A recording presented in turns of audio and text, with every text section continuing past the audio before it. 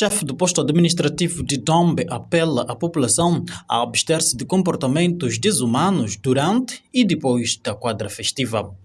O dirigente falava há dias atrás nas reuniões que manteve com a população, onde frisou que festejar não era passar dos limites, mas sim cada cidadão devia saber ser e estar na sociedade de modo a conservar os valores mais nobres da humanidade, principalmente o respeito à vida.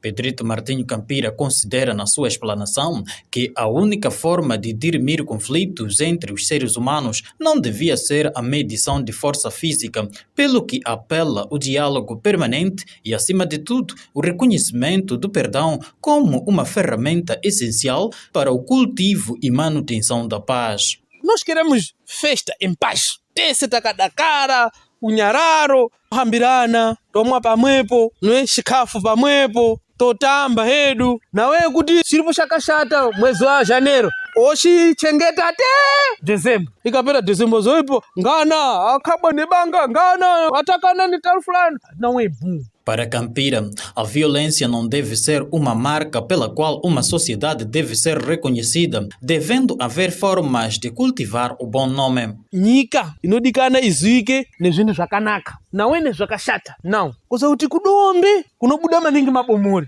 kudombe akubvire nemakobo, nawe dombe aibvire nekutemana, omweni adarika wagwesa garafa yaimpala dhimidyo inyaya. Não é, pede desculpa, eu também dairão, zvinoitika. Entretanto, a Polícia da República de Moçambique, em Dombe, através do chefe do posto policial, Basílio Meica Tomate, tem vindo também nessas reuniões a apelar à população para abster-se dos comportamentos de risco, não só durante a quadra festiva que termina neste primeiro dia do ano, mas também nos tempos subsequentes, como forma de promover o ambiente de tranquilidade de que todos desejam. Para prevenir mbava isadidere zimweni tite vigilância kuzia kutepa mtu adogara muno ere ou agari muno. Sem registro de incidentes negativos de merecimento de destaque, a quadra festiva em Dombe foi consideravelmente tranquila desde o Natal até a transição do ano.